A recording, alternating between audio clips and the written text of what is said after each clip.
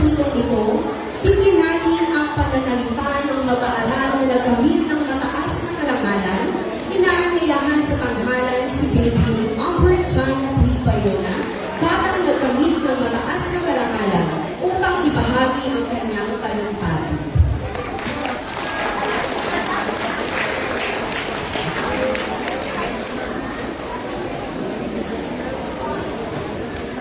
Magandang araw po sa inyo lahat. Isang mainit na pagbati sa ating kagalang-galang ang tagapangalahala ng mga paaralan sa Rizal, Ginang Doris DJ Estalilla, na kinatawan ng ating katumasin sa mga pribadong paaralan sa Rizal, Dr. Marlon Marquez, sa ating putihing punong bayan na San Mateo, kagalang-galang Bartolome Rivera, sa ating tagamasin Pangpurok, Ginoong Frederico P. Cabalak, sa ating panauhing tagapagsalita, kagalang-galang Kapitan Aquilardo Pagkatipunan, sa aming pinakamamahal na punong-guro, Ginang Lema El Saladero, sa ating lahat ng mga panauhin, mga guro, sa ating mga magmahal na mga magulang, at sa ating mga kapong nagsipagtapos. Isang karangalan po ang umarap sa inyong lahat ngayon at magsalita. Anim na taon na ang nakalipas, pero parang kailan lang, noong ang iba sa atin ay ayaw pang bitawan ang kamay ni Mami Sakit, o kaya naman ay naiiyak dahil hindi mahanap ang tamang klase. Nais ko rin po ibahagi ang aking karanasan bilang isang mag-aaral ng Mali Elementary School. Nagsimula ang aking paglalakbay dito bilang grade 3 transfer student. Sa una, halos wala akong makilala. Tahimik lang ako, nagmamasid, at unting-unting sinusubukang makibagay sa bagong kapaligiran. Hindi naging madali ang magsimula mo. Lalo na kapag pakiramdam mo ay ikaw na ang bago sa lahat. Ngunit sa paglipas ng panahon, natutunan ko lumabas sa aking comfort zone. Unting-unti akong sumuko, sumali sa mga gawain, humarap sa mga tao, at ipakita ang aking kakayahan.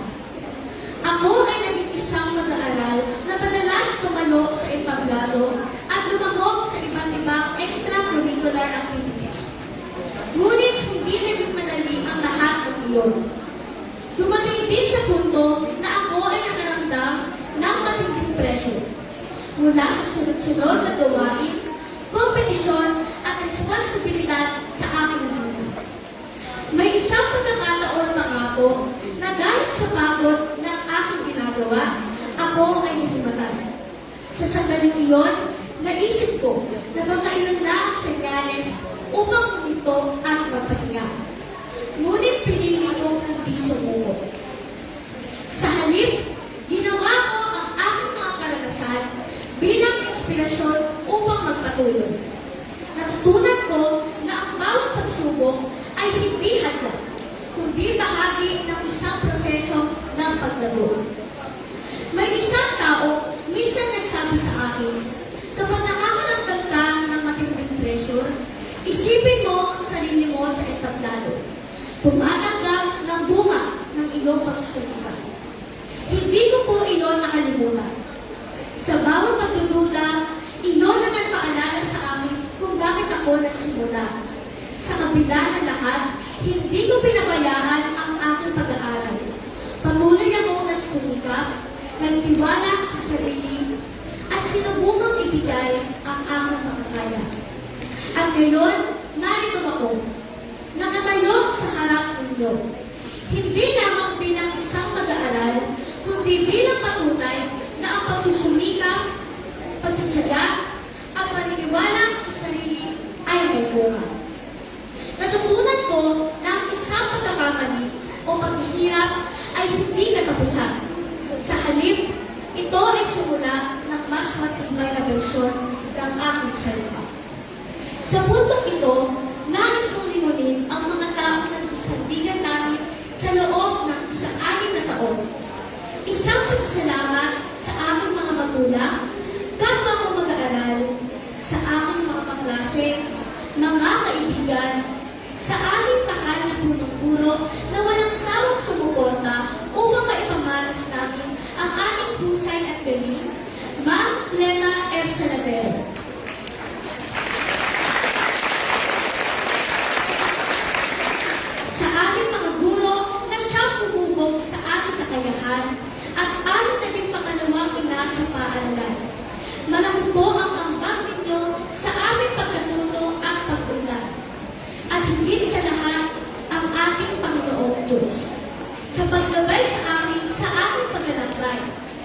Nagtatayo po ako rito ng may puso na puno ng pasasalamat dahil sa kanyang malaksamang pagmamahal at tuban. Pasasalamat sa talino at lakas ng loob na natanggap mula sa kanya upang matapos ang elementarya. Sa aking mga magulang, sa aking lola, maraming salamat po sa inyong walang sawang pag-aaruga at walang sawang suporta at pagmamahal. Kayo ang nagsilbing pundasyon ng bawat pangarap ko. Ang diplomang ito ay isang simbolo ng inyong pagtsatsaga. Ito ay bunga ng inyong pawis, puyat at walang sawang pagmamahal. Mami, Daddy, Mama, para sa inyo po ito. Maraming salamat po, mahal na mahal ko po kayo. Para sa aming mga magulang at sa lahat ng mga magulang na narito sa araw na ito, saludo po kami sa inyo. Kayo po ang aming tagapagtanggol at gabay sa bawat hakbang na aming gagawin. Ang diplomang ito ay para sa inyo. Salamat sa inyong sakripisyo, pag-aalaga, at walang hanggang pagmamahal. Kayo ang aming lakas sa bawat pagsubok. Sa kapwa ko mga nagsipang tapos, sabay-sabay tayong tumayo at umarap sa ating mga magulang upang sila ay handugan ng aming pasasalamat.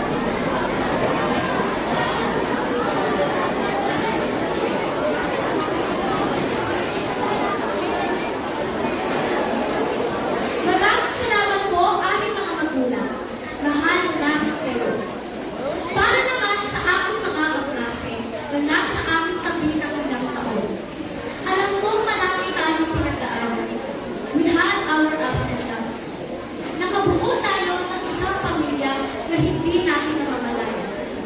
We walk in as strangers, but living as a family. Kano ang naging karamay ko sa bawat saga at hirap. Salamat sa mga tawanan at ulitan. Ngayon, na tayo ay haharap sa bagong kabanata ng ating pagbuhay at makakalayo na tayo na landas, ngunit alam ko kung saan man tayo mapadpad, hindi natin makakalimutan ang mga aral na natutunan natin dito. Hindi lang sa libro, kundi pati na rin sa mga bagay na natutunan natin sa isa't isa. Sana ay patuloy natin sa buhay ang kabuuan, pagiging patuloy at ang pagiging pantay na natutunan natin sa ating mga guro at sa ating simbahan. Huwag kayong matakot magkamali dahil ang bawat pagkakamali ay isang pagkakataon para matutunan. Huwag kayong susuko kapag mahirap ang leksyon dahil ang tunay na talino ay hindi lamang masusukat sa mataas na grado, kundi sa tibay ng loob at kabutihan ng puso. Sa ating pag-alis sa paaralang elementarya at mali, dalhin natin ang mga aral na itinuro sa atin ng ating mga guro. Ang maging matatag, maging mapagmalasakit, at magtiwala sa plano ng Diyos. Huwag natin hayaan na mawala ang ating mga pangarap dahil lamang sa tao. Patuloy tayong mangarap ng mataas at magsumikat ng gusto. Sa ating mga kapwa graduates, ang class of 2025 to 2026 ng paaralang elementarya ng Mali, ito na yun. Huwag tayong matakot mangarap na malalim. Sabi nga nila, ang simula ay laging mahirap. Pero tignan niyo tayo ngayon. Nandito na tayo sa finish line ng ating unang dapat. Dahil tayo ay mga Pilipino nagsipagtapos, handang mamuno ng may kakayahan at mabuting pagkatao. Congratulations sa ating lahat. Patuloy tayong lumipat, patuloy tayong mangarap, at higit sa lahat, huwag natin kalimutan ang mabuting tao. Paaralang elementarya ng Mali, mahal kita, mahal ka namin. Muli, magandang umaga at mabuhay tayong lahat.